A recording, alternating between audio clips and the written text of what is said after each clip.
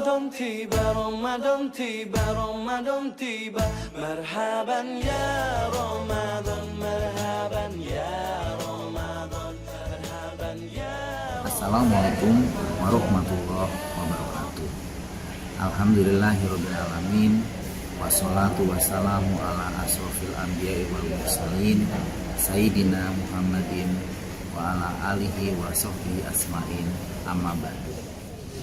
Puasa Ramadan tahun ini terasa sangat berbeda bagi kita yang mengalaminya.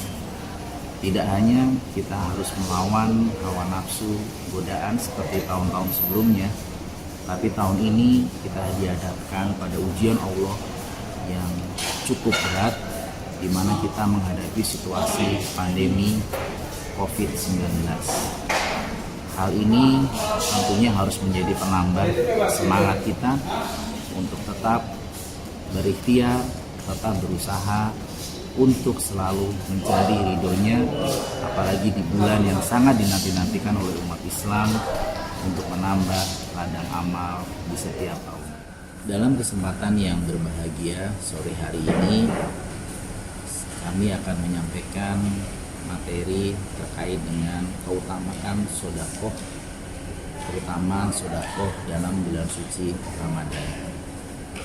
Salah satu bentuk akhlak baik yang dimiliki oleh manusia adalah suka berbagi, suka menolong, dan suka membantu sesama. Beberapa hadis menyebutkan, salah satunya hadis riwayat Bukhari, menyatakan bahwasanya tidaklah kalian diberikan rizki, diberikan kemudahan kecuali atas doa orang-orang yang lemah.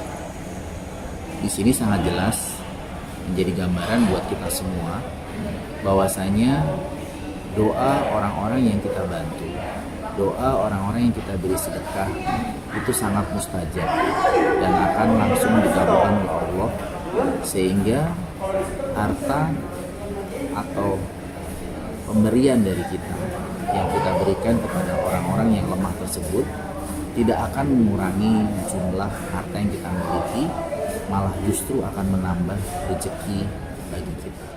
Yang ketiga, manfaat dari sedekah adalah membantu kita dalam mencari rezeki yang halal. Kita sebagai mukmin muslim yang taat tentunya harus berusaha selalu mencari rezeki yang halal.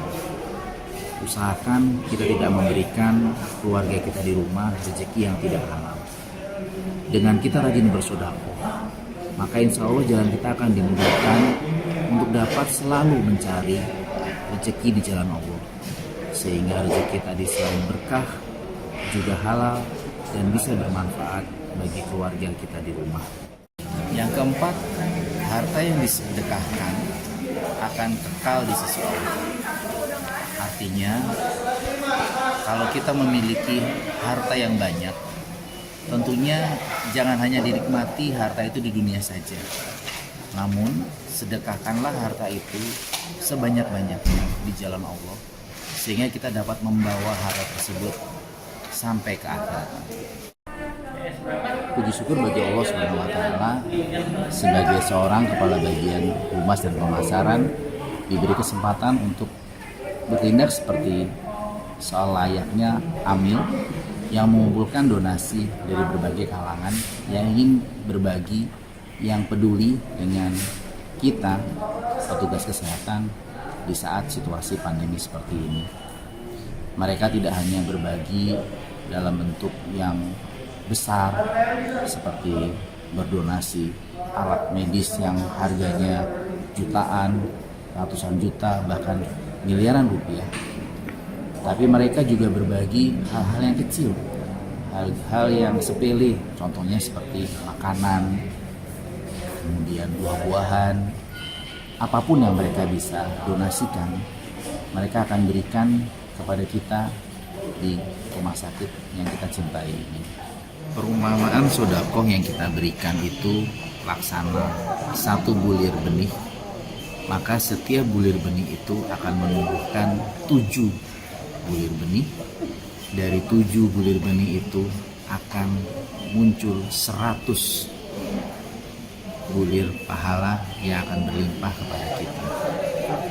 Begitulah kalau Allah menghendaki, maka kita dikala masih sehat, masih kuat, jangan segan-segan untuk melakukan sedekah. Mungkin di antara pemirsa Kultum yang dirahmati Allah Subhanahu wa taala pernah mendengar salah seorang sahabat Nabi, Abdurrahman bin Auf, yang sangat kaya raya.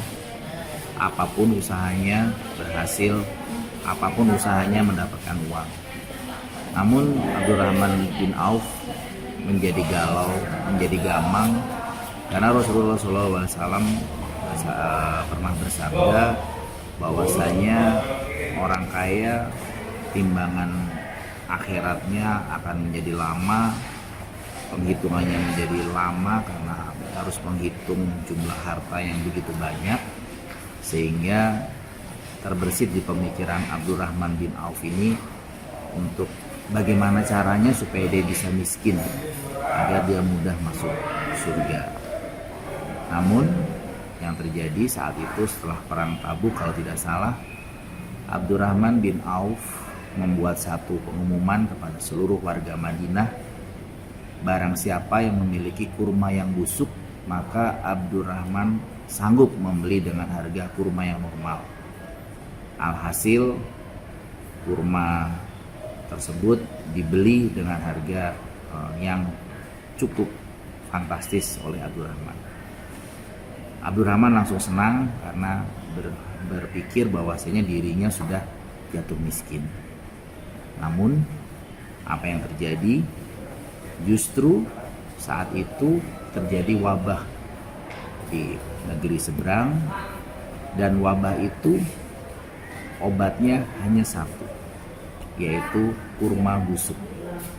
Sehingga justru bukannya miskin yang didapati oleh Abdurrahman bin Auf, justru malah kaya raya, karena semua kurma busuk tadi dibeli dengan harga yang berlipat-lipat oleh negara tetangga yang membutuhkan untuk pengobatan.